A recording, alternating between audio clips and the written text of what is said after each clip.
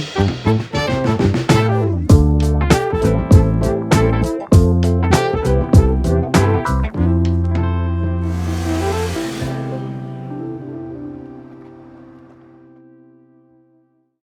up everybody, welcome back to the channel. I know it's been a little while since I made my last video, but I'm back at you now and I'm ready to get this one rolling. So I contacted a model I've seen on Facebook here around our San Antonio groups, and I reached out about doing a fitness session, and it turns out she had a gym that we could shoot at. So I want to break down some of the gear that we used. I shot on the Sony A7III, which is pretty much almost every damn video I've ever made. I used the A7 III with the Sony G Master 85 f1.4. It's a beast of a lens if you've never used it. I recommend any 85 1.4 no matter what system you use. And for some other wider shots, I use a 35 1.4, which I'm currently filming on right now. Now, the most important thing going into a fitness session like this is utilizing your light and your shadows to carve out the muscles on your subject and really flatter them and make them look spectacular.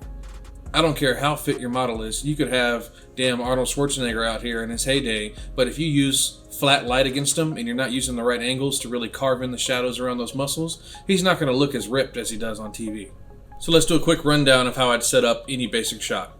The main thing I start with is the rim lighting on the subject. If you put light directly onto a subject, it's going to fill in all the shadows around their muscles and it's going to look very flat. Now with the rim lighting coming in from the sides, on either side of your subject, you're going to start to hit a highlight on one side of the muscle, and on the opposite side it's going to really darken that shadow. It's going to make it look like a nice concave area, and you're going to be carving it out now. So for my rim lights, I'd use my speed lights, the Godox V1 and the Godox V862. These fit inside one of the Godox S brackets here. So I put these lights in these Photox 40x90 strip boxes I got at the Camera Exchange here in town. And I like using these strip boxes because it elongates the light, kind of matches the length of the body in the human frame. So I'd place this to either side of the subject. If I don't have room for both of them, you definitely want to make sure you have one opposite your main light. But if you can fit two, one on each side, it's even better. And you can really kind of start to carve out the lines. Now for a backlight or any kind of accent light I wanted to throw in the background, if I wanted to gel it, add some extra detail back there, what I like to use is my AD200 Pro. These AD200s, they pack a lot of punch for being such a small light, and whenever possible, I like to use the flash tube head. I'll also put one of those lights inside one of the brackets, and one of my favorite modifiers is actually really cheap. It's just a Godox 24-inch softbox. It actually folds up really easy, and on the back of it, they have these flaps here that can fit around like a big light. That's if you put your lights in your bracket, it'll fit around the edge of the bracket, and it's really easy to just pop on and take off at any time and fold it up, put it away when you're ready to go. So if I'm not using this as a background light, another use I like to do for it, even in headshots as a fill light under the chin and things like that, but for this fitness session, I placed it on the ground, tilted it upwards, and it'd really start to carve out the thighs with the calves. Or during this particular shoot, my client was really proud of all the work she'd put on her glutes over the years, so we were able to accent that even more.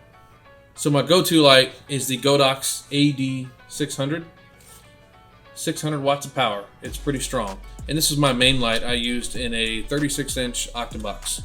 Now, when you're shooting indoors, you don't always need these 600 watts, but what I like to have a light this powerful for is if I want to do something with some motion and I want to, let's say, capture multiple shots, get more frames per second, you can dial this light down to 1/28 or 1/64 power, and if you rip off, 4 or 5 frames pretty quick, with the light this powerful, it's going to fire, and it's going to catch the light that you dialed in that many times.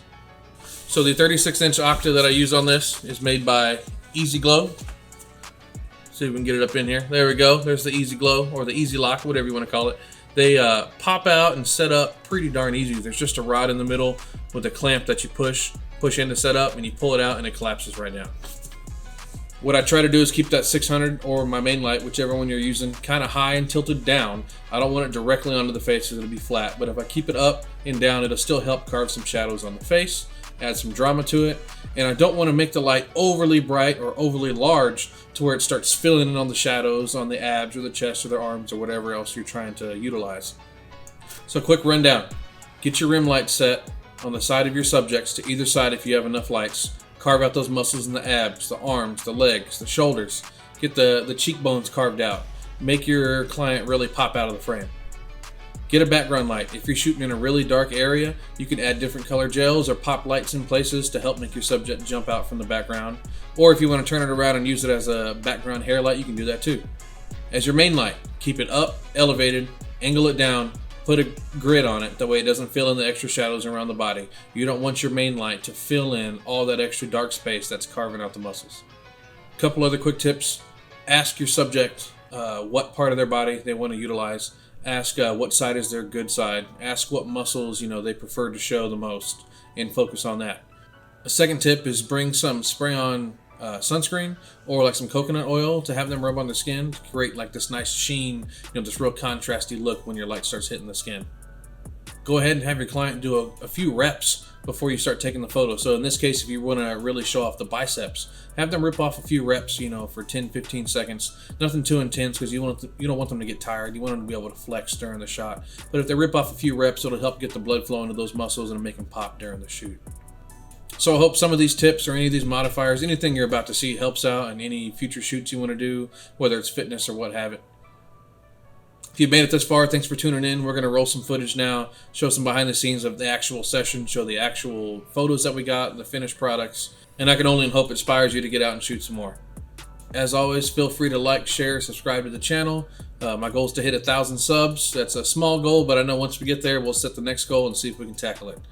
If you have any questions or comments, leave them down below, and we'll catch you next time.